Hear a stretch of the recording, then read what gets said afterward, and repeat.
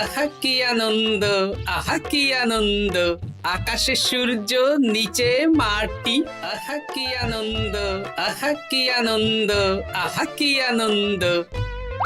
আরে ও গোপাল দাদা, গোপাল দাদা, এই সকাল সকাল কি আবার পিছু ডাকলো? আরে আমি আমি।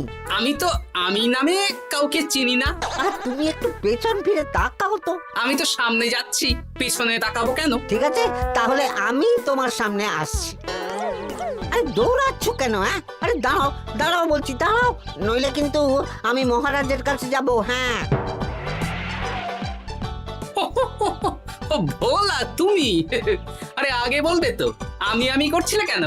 একদম কথা ঘোরাবে না গোপাল দাদা। এবার বলো কি বলছি। দেখো, আমি তোমাকে আগের বছর 50 মোহর ধার দিয়েছিলাম। এ কি, তোমার তো মিষ্টির দোকান, ধার দিলে তো লোকে ছুরি কাঁচি ধার দেয়, আর তুমি মোহরে ধার দেওয়ার ব্যবসা শুরু করেছো কবে থেকে বলো দেখি? আবার কথা ঘোরানো শুরু করেছো? হ্যাঁ, আমি এবার কিন্তু সত্যি মহারাজের কাছে যাব। আরে মজা করছি তো। আরে বারবার আমাদের মধ্যে মহারাজকে টেনে আনার কি দরকার বলো তো? সে না হয় টানলাম, তবে তুমি ওই আমার 50 মোহর সুদ সহ কবে ফেরত দেবে বলো তো? আর কিন্তু তোমার হাতে ওই 1 সপ্তাহ সময় আছে। হ্যাঁ, 1 সপ্তাহ মানে কতদিন ভাই? 7 দিন, 7 দিন। 7 দিন? আচ্ছা 7 দিন মানে কত ঘন্টা? 24 গুণ 7, মোট ওই 168 ঘন্টা। ও, অনেক সময় আছে। দেখো গোপাল দাদা, তোমার সাথে কিন্তু আমার ওই কাগজে কলমে লিখিত পড়িত আছে। হ্যাঁ, যদি ওই সময়ের মধ্যে তুমি আমার কাছ থেকে নেওয়া ওই অর্থ আমাকে ফেরত না দিতে পারো, তাহলে কিন্তু তোমার ওই বাড়ি ঘর সব আমার হয়ে যাবে। হ্যাঁ, হ্যাঁ হ্যাঁ, মনে আছে মনে আছে। এখন রাজসভায় যাই, 168 ঘন্টা পেরিয়ে গেলে চলে এসো, কেমন? বেশ, কথাটা মনে থাকে যেন। হ্যাঁ, তখন আর কিন্তু কোনো চালাকি করতে যাবে না, আমি সোজা মহারাজকে বলে দেবো। ঠিক আছে ঠিক আছে।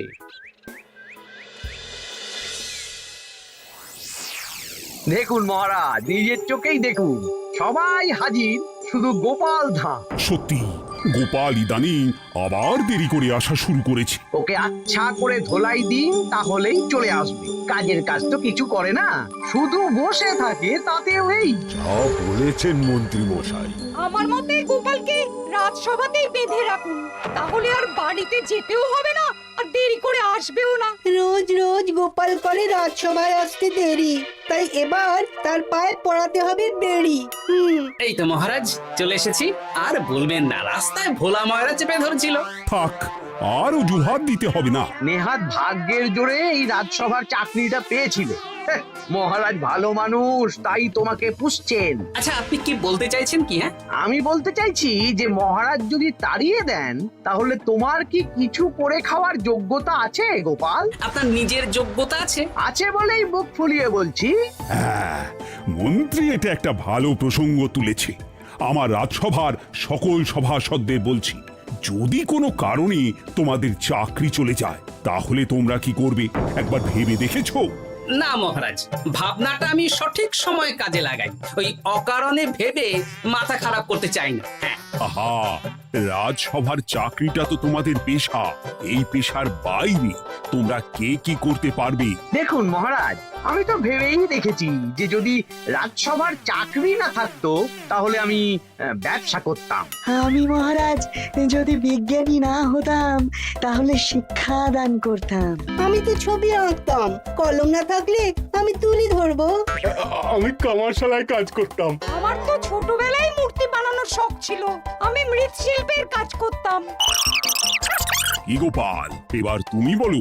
সবাই তো কিছু না কিছু বিকল্প ভাবনা চিন্তা করে রেখেছে। দেখুন মহারাজ, অনেক ভেবে দেখলাম আমার কাজ তো ভাড়ামো, তাই আমি লোক হাসিয়েই পয়সা রোজগার করব।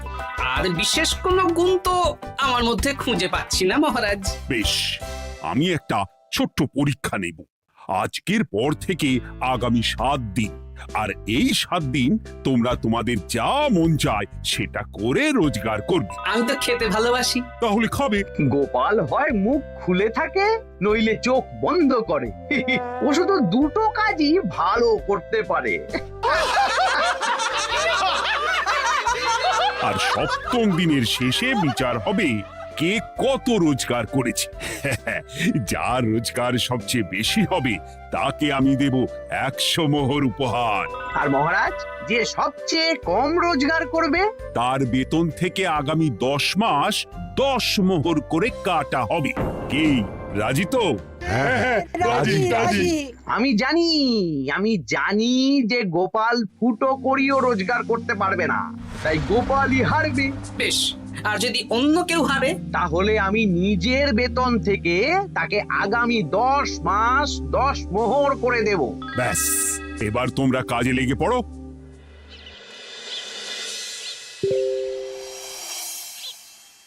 এ কি গিন্নি, আজকেও নিরামিষ? হ্যাঁ, আজকেও নিরামিষ খেতে হয়। হ্যাঁ, রোজই তো কিছু না কিছু একটা লেগে আছে তোমার।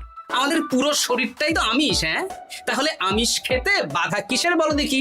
বেশি তর্ক করতে হবে না বাপু, তা তোমাকে ডিম বানিয়ে দেবো। হ্যাঁ, না, আমি মানুষই ঠিক আছি গিন্নি। আরে তোমাকে ডিম বানাবো বলেছি নাকি? আমি বললাম তোমার জন্য ডিম বানিয়ে দেবো। জন্যটা তো বলনি তখন। আরে তাড়াতাড়ি দাও, তাড়াতাড়ি দাও। এখন কদিন শুধু খাবো আর ঘুমাবো, 7 দিন ছুটি। ছুটি মানে? সেসব পরে বলবো গিন্নি। যাও গিয়ে ডিম সেদ্ধ বসাও।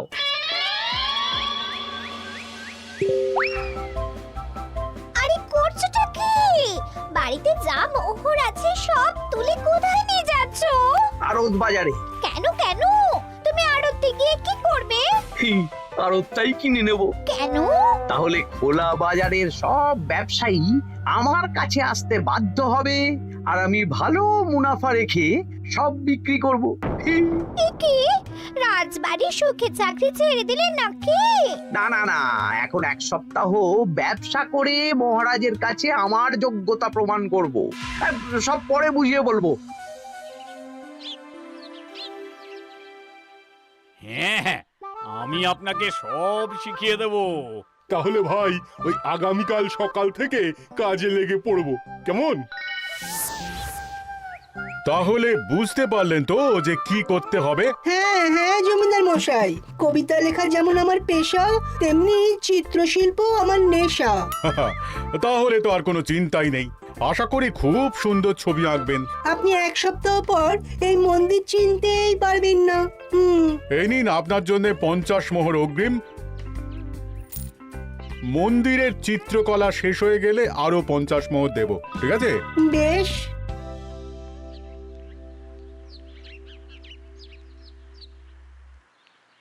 এই হাত চালা, হাত চালা। হাত পা সবই তো চালাচ্ছি মন্ত্রী মশাই। আপনি এত শাকসবজি আনাজ দিয়ে করবেনটা কি? আমি এখন 7 দিন কৃষ্ণনগরের বাজার নিয়ন্ত্রণ করব, তাই সব জিনিসপত্র আড়ত থেকে আমি নিজেই কিনে নিয়েছি। এবার সাধারণ বাজারের দোকানদাররা আপনার কাছে আসবে। কাল সকাল থেকে শুধু মোহর গুনবো।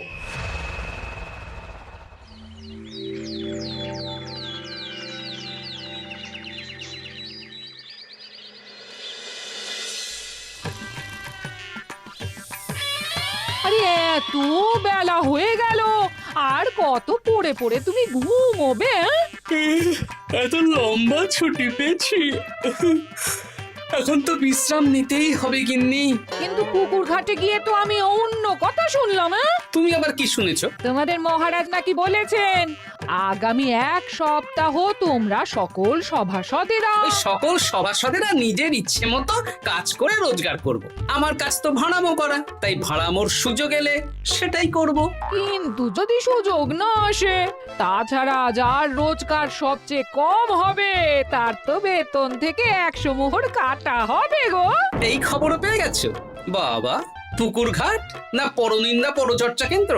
হ্যাঁ, ওসব বাজে কথা বাদ দিয়ে কোনো কাজ শুরু করো, কাজ শুরু করো। এরকম গা এলিয়ে শুয়ে থাকলে ভগবান এসে তোমাকে পয়সা দিয়ে যাবে না গো। গোপাল দাদা, ও গোপাল দাদা, বলছি গোপাল দাদা, কি খবর গো? এই তো গতকাল তোমার সাথে কথা হলো, আজ একেবারে বাড়িতেই চলে এসেছো। তোমার যা হালচাল তাতে তো মনে হচ্ছে ওই কদিন পরে বাড়িটা আমারই হবে। আর সেই আশাতেই বসে থাকো। এই ভোলাময়রা এসেছে কেন গো? এসব কি বলছে? মা ঠাকুরুন, আপনার কাছে আর কি লুকাবো? বহুদিন আগে গোপাল দাদা আমার কাছে 50 মোহর ধার নিয়েছিল। সেই ধারের থেকে 5 মোহরা এখনো আমাকে শোধ করেনি। সে কি? হ্যাঁ, শর্ত অনুযায়ী যদি গোপাল দাদা আগামী ওই 6 দিনের মধ্যে ধার না শোধ করতে পারে তাহলে এই বাড়ি আমার হয়ে যাবে। তুমি আমাকে এত বড় কথা লুকিয়ে রেখেছো? হ্যাঁ, না আমি বলবো বলবো করে বলা হয়ে ওঠেনি আর কি। এবার আপনি দেখুন গিন্নিমা কি করবেন।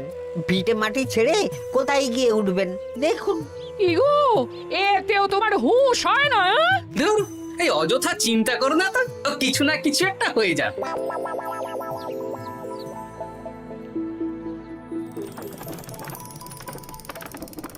বাবা পণ্ডিত মশাই, আপনি তো এর মধ্যেই কাজ শিখে গেছেন। আমি তো ছোট থেকেই মাটির পুতুল বানাতে ভালোবাসতাম। বিভিন্ন দেবদেবীর মূর্তি নিজেই বানাতাম, তারপর পুজো করতাম। আমার পরম সৌভাগ্য আপনার মতন পণ্ডিত মানুষ আমার কুমোর শালায় কাজ করছেন। কোনো কাজই তো ছোট নয়। সত্যি সভাকবি মশাই, আপনার তুলিতে জাদু আছে। কি সুন্দর কারুকার্য। সবই আমার মা বাবার দান। আমার বাবা খুব বড় চিত্রশিল্পী ছিলেন, উনি হাতে ধরে আমাকে ছবি আঁকা শিখিয়েছেন। বাহ বাহ বাবা।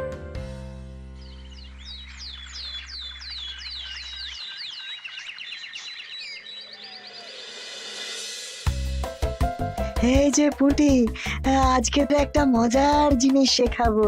কি জিনিস? নয়ের নামটা তো তোরা পড়েছিস, হ্যাঁ, বল তো।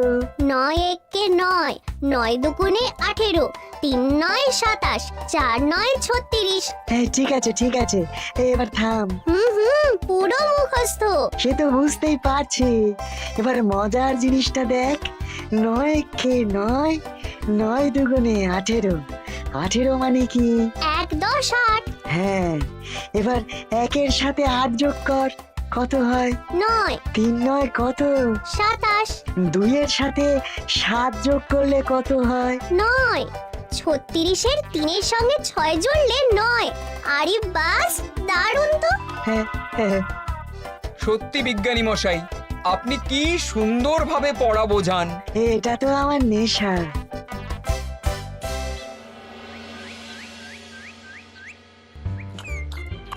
বলছি, তুমি তো দিব্যি বাড়িতে বসেই আছো। হ্যাঁ, কিছুই তো করছো না। সত্যি বলো তো, তুমি ভাড়া মোছাড়া আর কি কিছু করতে পারো? হ্যাঁ, এই আদেশ করতে পারি। গেনি একটু তরকারি দাও তো, জলের ঘটিটা দাও না। যত সব। আচ্ছা, সত্যি তো ভাড় না হলে আমি কি হতাম? আমি কুমোর হতাম। মাটির কাজ শুনেছি খুব সোজা। যাই, কুমোর পাড়া যাই।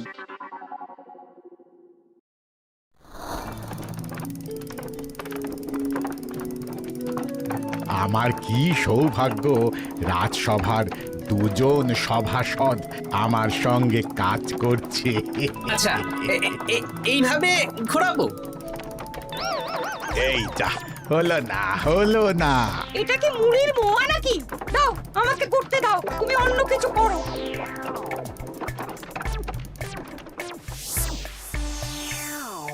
বলো গোপাল দাদা, কি দেবো? মুড়ির মোয়া, তিলের নাড়ু? আমি কিনবো না গো, বানাবো। হ্যাঁ, কি বানাবে? ওই মুড়ির মোয়া। কদিনের জন্য আমার একটা কাজ দরকার, বুঝলে? তা বেশ, তাহলে এসো, এই পিছনেই আমার কারখানা। গুড় মুড়ি সব রাখা আছে, বানাও। এই দেখো, এই যে গুড়ের হাঁড়ি আর ওই যে মুড়ির বস্তা, এবারে বানাও। বেশ, আমি তবে সামনে দোকানটা সামলাই।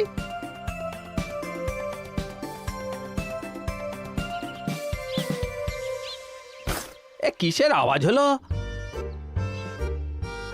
আরে আরে আরে, এ কি করলে গোপাল দাদা?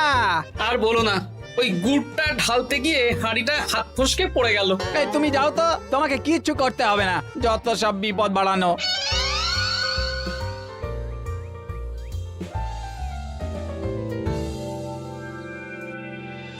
তোমার দ্বারা কিছুই হবে না। হ্যাঁ, সত্যি তো, আমার দ্বারা যে কিছুই হবে না গিন্নি। তাহলে তুমি করবেটা কি?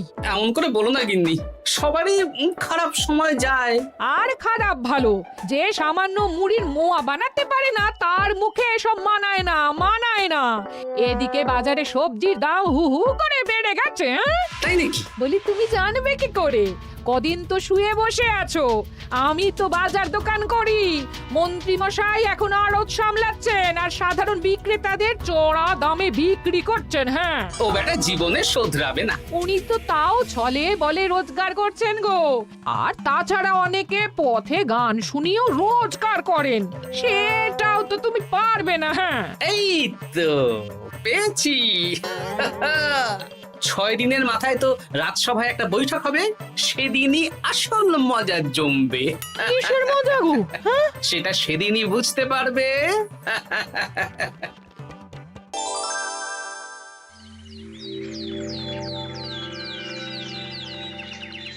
তারপর বলো, আজ তো ষষ্ঠ দিন, আজ অবধি তোমরা কে কত কত রোজগার করেছো? মহারাজ, আমি এখনো অবধি 200 মোহর। বাহ বাহ বাহ! আমি মহারাজ 15 মোহর। হ্যাঁ, আমি 5 মোহর। বিভিন্ন বাড়িতে বাচ্চাদের পড়াচ্ছি, শিক্ষাদান করছি দিনরাত। সেনাপতি, আমি 10 মোহর পেয়েছি, আরো পাবো। আমি 50 মোহর অগ্রিম পেয়েছি, আরো পাবো আগামীকাল। বাহ বাহ বাহ! সবাই তো ভালোই রোজগার করেছো। আর গোপাল, তুমি বলো। মহারাজ, আমি এখনো অবধি কোনো রোজগার শুরু করিনি।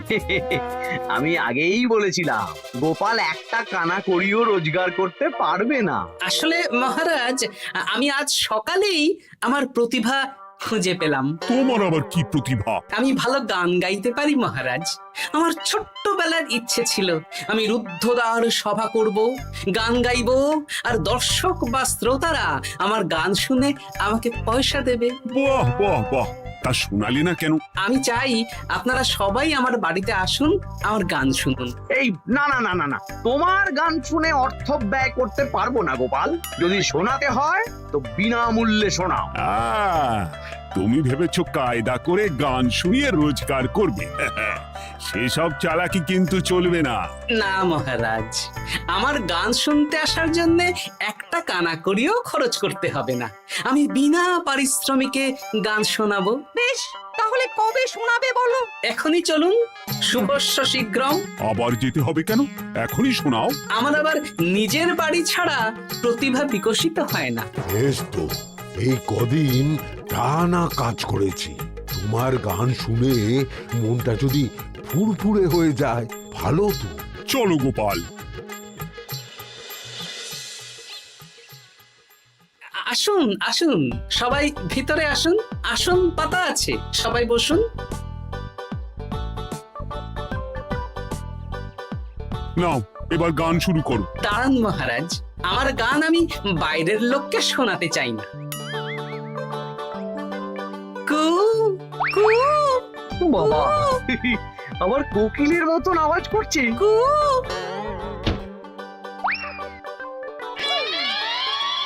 নাও নাও, শুরু করো।